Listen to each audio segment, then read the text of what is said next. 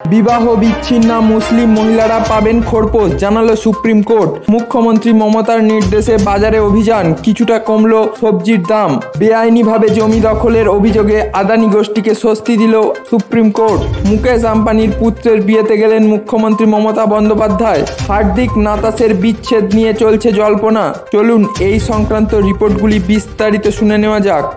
খয়রাতি নয়, অধিকার। বিবাহ বিচ্ছিন্ন মুসলিম নারী খোরপোশ পাবেন, স্পষ্ট করে জানালো সুপ্রিম কোর্ট। স্ত্রীর খোরপোশের দাবিকে চ্যালেঞ্জ জানিয়ে সুপ্রিম কোর্টে মামলা করেছিলেন মোহাম্মদ আব্দুল শামসাদ। সেই মামলাটির শুনানিতে সুপ্রিম কোর্ট বলল, স্ত্রীকে খোরপোশ দেয়া দাক্ষিণ্য নয়, এটা তাঁদের অধিকার। মমতার নির্দেশে বাজারে বাজারে অভিযান। প্রথম দিনেই খানিক নিয়ন্ত্রণে আলু, পটল, বেগুনের দাম। বাজারে বাজারে হানা দিল টাস্ক ফোর্স। তাতে এক ধাক্কায় একটি আনাজের দাম প্রতি কেজিতে 20 থেকে 30 টাকা পর্যন্ত কমে গিয়েছে। কোথাও আবার পাইকারি ব্যবসায়ীদের ওজনে কারচুপিও হাতে নাতে ধরা হলো। প্রতি বছর বিভিন্ন দেশের নাগরিকদের বার্ষিক আয়ের পরিমাণের ভিত্তিতে একটি তালিকা প্রস্তুত করে বিশ্বব্যাংক। এবছরেও সেই তালিকায় তৃতীয় পর্যায়ে রয়েছে ভারত, এগিয়ে গেল চীন। গুজরাটের কচ্ছে বেআইনিভাবে জমি দখলের মামলায় আদানি গোষ্ঠীকে স্বস্তি দিল supreme court. Gujarat high court Adani গোষ্ঠীকে জমি ফেরতের যে নির্দেশ দিয়েছিল, বুধবার বিচারপতি বি.আর. গাভাই এবং বিচারপতি কে.বি. বিশ্বনাথনের বেঞ্চ তাতে স্থগিতাদেশ দিল। 55 নম্বর জাতীয় সড়কের জন্য বরাদ্দ 22 কোটি টাকা। মঙ্গলবার দার্জিলিংয়ের বিজেপি সাংসদ রাজু বিস্তা ওই জাতীয় সড়ক ধসে বিধ্বস্ত এলাকা দেখে বিভিন্ন এলাকায় পরিদর্শন করেন। এদিন বৃষ্টি চললেও নতুন করে ক্ষয়ক্ষতির কোনো খবর নেই।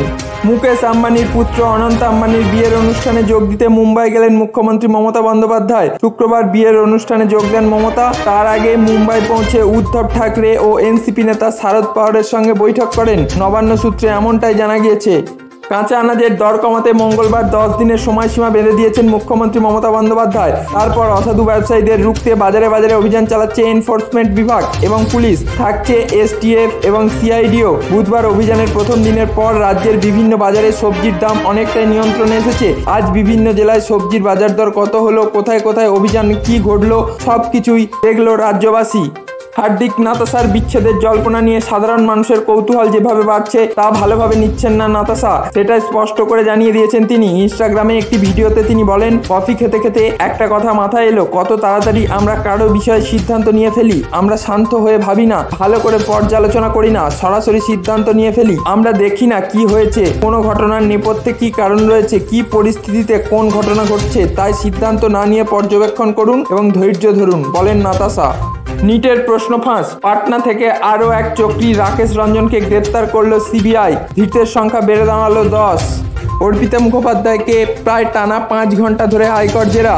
নিয়োগ দুর্নীতির মামলায় 2022 সালের 23 জুলাই গ্রেপ্তার হন অর্পিতা। তার দুটি ফ্ল্যাট থেকে প্রায় 50 কোটি টাকা নগদ, কয়েক লক্ষ টাকা সোনার গয়না ও বিদেশি মুদ্রা উদ্ধার করা হয়। এই সম্পর্কিত বিভিন্ন তথ্য জানতে চায় সিবিআই। আজকের খবরগুলি আপনাদের কেমন লাগলো অবশ্যই কমেন্ট বক্সে কমেন্ট করে জানাতে পারেন। আর হ্যাঁ, কোথা থেকে দেখছেন সেটা জানাতে ভুলবেন না।